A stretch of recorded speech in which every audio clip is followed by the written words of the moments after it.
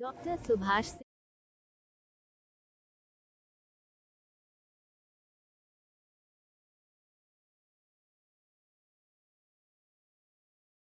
जिसमें कृष्ण पड़े उसमें सुदामा पड़े।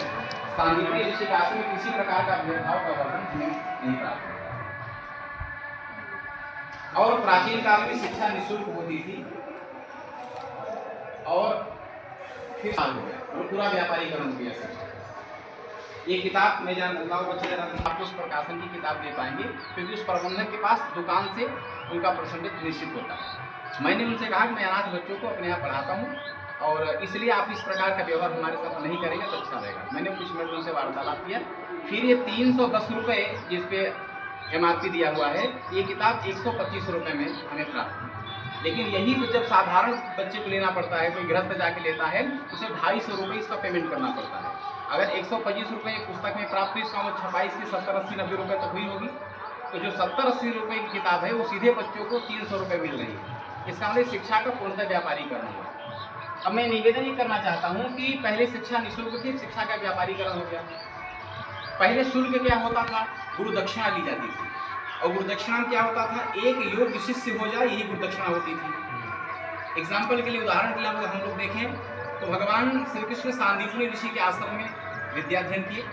64 दिनों में 64 कलाओं का उन्होंने अध्ययन किया भागवत गीता से। शिक्षा पूर्ण होने के बाद गुरु जी से जब उन्होंने कहा गुरु दक्षिणा, इस छंद में इसका उच्चारण का नियम क्या होता है? कौन से अक्षर पे यति होगी? 12वें अक्षर पे रुकना है और फिर 7वें। तो पहले 12वें नंबर पे यति होगी और फिर 7वें। मतलब ये वर्ण वार्णिक छंद माना जाता है, वार्णिक छंद है, इसलिए 12वें वर्ण पर मतलब 12वें अक्षर पे और फिर 7वें अक्षर पे आप यति लेंगे। ये उच्चारण करके देख लेते हैं। देखा, शुक्लां ब्रह्म विचार सार परमा, शुक्लां ब्रह्म विचार सार परमा, माद्यां जगद् व्यापिनीं, माद्यां जगद् व्यापिनीं, वीणा पुस्तकधारिणीं अभयदां,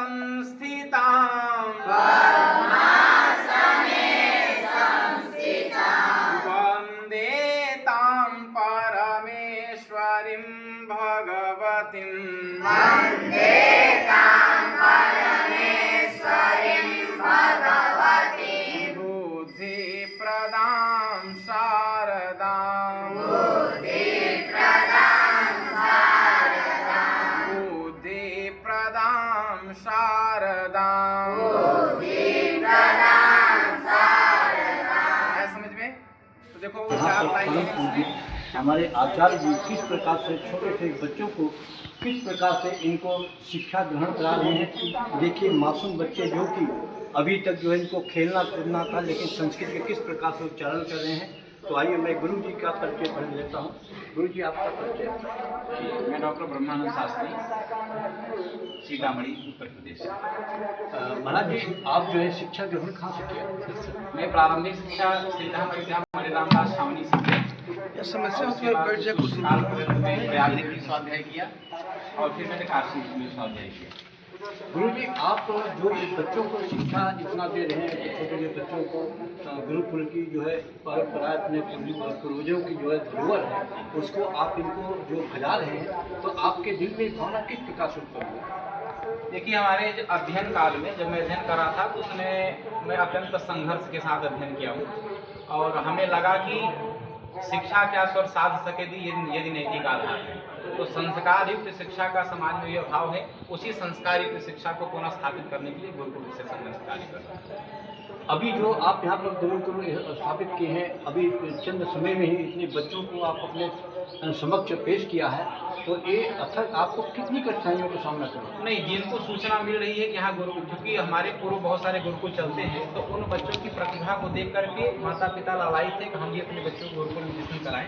और सोशल मीडिया के माध्यम से भी प्रचार गुरुकुल का हुआ, और दूर दूर से यहाँ तक कि लखनऊ से, ग्वालियर से, सिंगरौली से, गुजरात तक के बच्चे यहाँ पढ़ने के लिए आए।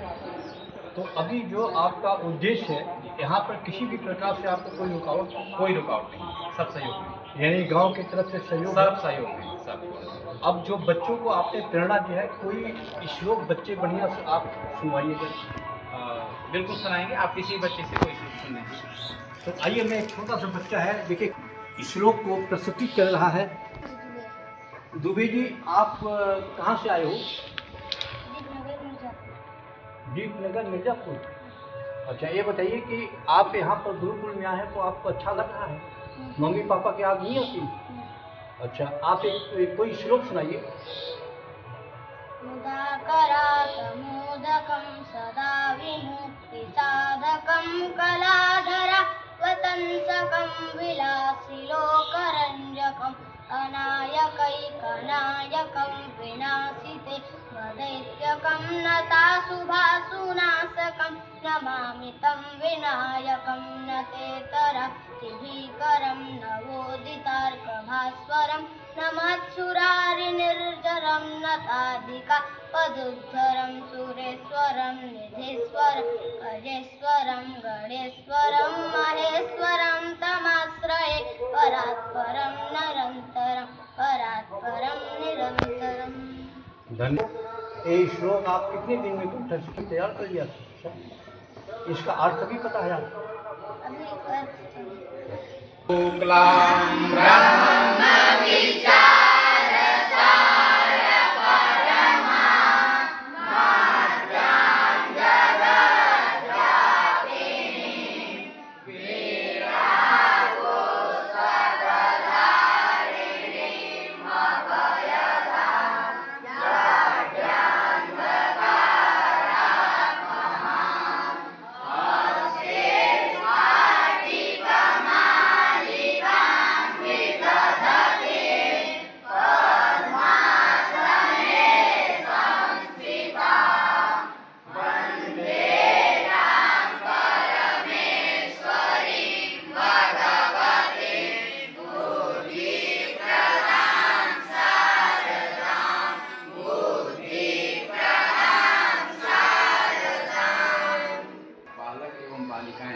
दोनों शिक्षारत हैं। हम चाहेंगे कि हमारे पास एक बालिका भी है, अध्याय कंठस्थ किया, और अयोध्या में जाकर हमारे बच्चे इस विषय में और योग में गोल्ड मेडल भी प्राप्त किए। हम चाहेंगे बालिका का भी बालक आ जाओ बेटा, इधर आ जाओ। हमारे इस जो है चंद दिनों में किस प्रकार से गुरु जी के आशीर्वाद से इस बच्ची ने जो है अयोध्या में गोल्ड मेडल लेकर के आई है। आज मैं उससे हूबहू वार्तालाप करता हूँ। आपका नाम क्या है? त्रिपाठी। आप बताइए, आपके पिताजी क्या नाम है? श्री महेश त्रिपाठी। आप ये बताइए कि आप गुरुकुल में आई हुई है, तो आपको गुरुकुल में क्या ज्ञान हो रहा है, क्या शिक्षा आप ले रही है?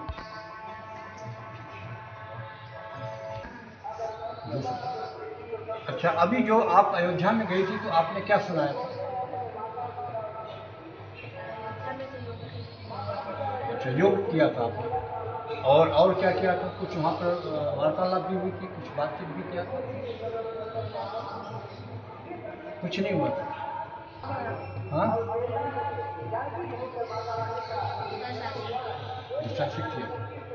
देखिए बच्ची किस प्रकार से जो है माइक के सामने आसन देख लीजिए। हाँ, तो देखिए आसन देखिए किस प्रकार से योग किया है, जो कि अपने भदोही का अपने जो है नाम रोशन किया है। आज मैं उस बच्ची के देखिए योगा दिखाता हूँ आप लोगों को, आप लोग देखिए दृष्टि दिए। और इस गुरुकुल के ऊपर मैं अपने जो भी हमारे इस चैनल को देखें, उनसे मैं अनुरोध करूँगा कि आप इस योग गुरुकुल के लिए इन बच्चों को, अपने बच्चों को भी प्रेरणा के यहाँ भेजें, और हर प्रकार से एक आहुति में थोड़ा सा योगदान डालें, जिससे कि योग अपना जो गुरुकुल बहुत ऊँचा डॉक्टर